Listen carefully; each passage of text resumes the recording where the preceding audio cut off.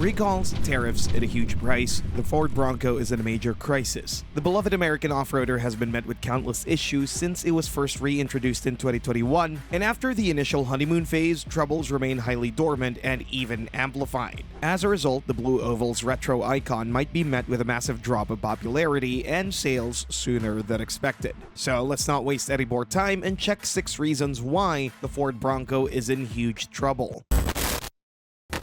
Number 6. Tariffs incoming.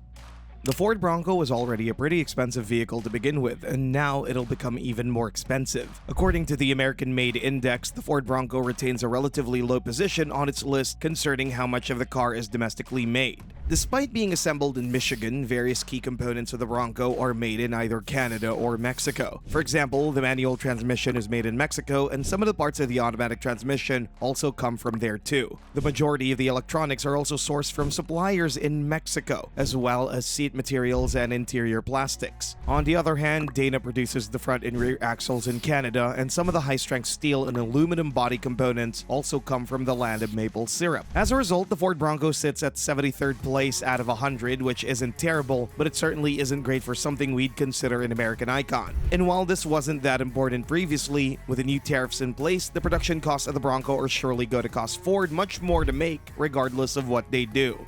Number 5. Recalls are a given.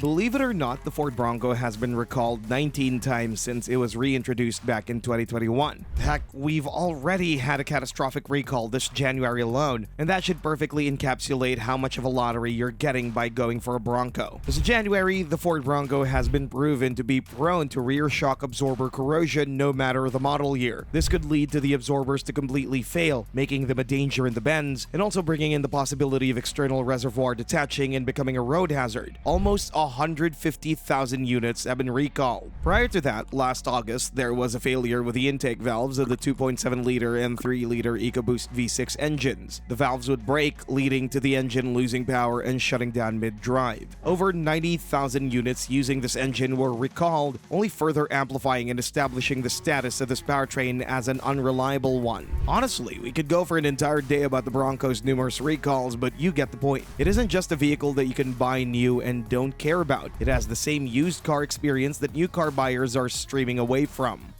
Number 4. General reliability issues. Even if the recalls aren't something you're worried about, the Bronco's reliability in itself will be considerably worse than a person would expect, especially compared to its rivals. Speaking truthfully, the only engine in the Bronco lineup that can be considered as reliable is the 2.3-liter EcoBoost, and even that has its issues. The 2.7-liter and the 3-liter EcoBoost are generally full of issues and need very meticulous maintenance, which isn't something you'd want from a workhorse vehicle, is it? The biggest problem with the two V6 options is the wet belt system, which is a terrible design on any engine. The idea here is to give the timing belt a longer lifespan by introducing oil to it that preserves it. However, what happens here is that if you use the wrong oil with your engine, you introduce a completely different chemical solution to the belt, which degrades it much faster and could lead to the engine failing prematurely. In addition to that, the heads are also known to crack pretty early in its life at around 100,000 miles, which is a big problem for those of us that intend on keeping the car outside of warranty. As for the 2.3, the engine itself is good, however, the manual transmission is riddled with problems, with noticeably notchy shifting, issues with the reverse gear, and gears popping out, as well as countless clutch failures. So if you want a reliable Bronco, just stick with a 2.3-liter and stick with the auto. Number 3. Harsher than expected ride.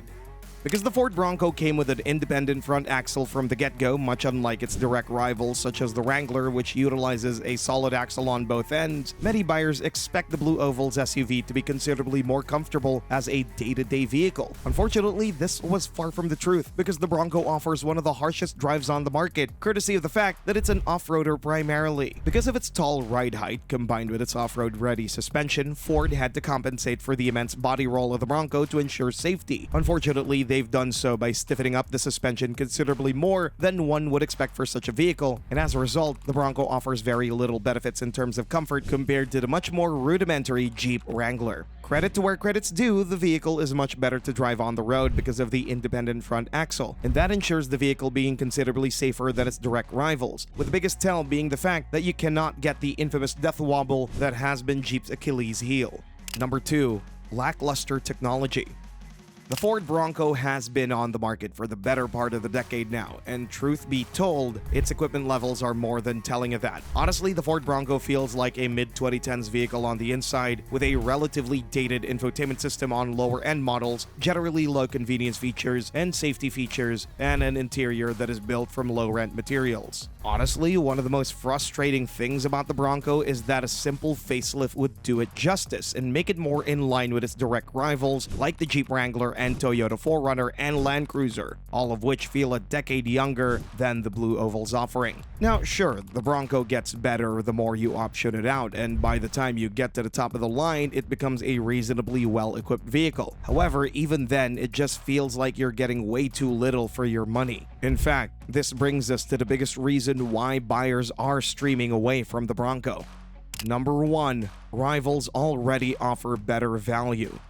What Ford wanted to do with the Bronco is offer a jack-of-all-trades vehicle that would combine the 4Runner's daily usability with the Wrangler's no-nonsense off-road prowess and retro styling. And while they've done a reasonably well job, they've also unfortunately overestimated the vehicle's worth. To put it simply, a base model Bronco base isn't as good of an off-roader as the Wrangler Sport, but it costs almost $7,000 more than the Jeep. For the money, you don't get anything, really. The Wrangler is just as poverty spec on the inside with a nicer infotainment screen and a much better engine choice, and you also get a vehicle that is much more proven as an off-roader and a workhorse than the Bronco. There's a reason why people still buy the Wrangler more than the Bronco, despite some parties arguing that the Bronco is superior. Oh, and the Wrangler is a pretty American vehicle in its own right, ranking in the 30th place out of 100 on the AMI list, which allows it to retain its low price tag, whereas the Bronco is sure to rise in pricing in the near future. Additionally, it's nowhere near as good of an all-rounder as the Toyota 4Runner, which is better equipped from the get-go, costs either as much or even less than the Bronco, while being similarly capable off the road. Not to mention that it's also quite a bit more reliable than the Blue Oval's SUV. Finally, it can't hold a candle to the Land Cruiser in any regard. The Land Cruiser, which admittedly is more expensive, offers a vastly more comfortable ride, drastically more room on the inside, a much more contemporary level of equipment and tech, and acres of high-quality interior materials. Oh, and it's also leagues in front of it in terms of reliability. The worst thing is, the Bronco can easily come close to the Land Cruiser pricing-wise and even exceed it. The Strop Edition is over 10 grand more than the range-topping Land Cruiser. Honestly, the Bronco's in a real pickle, as up until now, Ford's better and more direct focus on it, as well as investing in modernization of the vehicle, could have saved it pretty easily. But with the production costs rising and with the competition getting more fierce and much more sensible, the Bronco is sure to start losing its mojo much more intensely than one would expect previously. Thanks for watching and see you next time.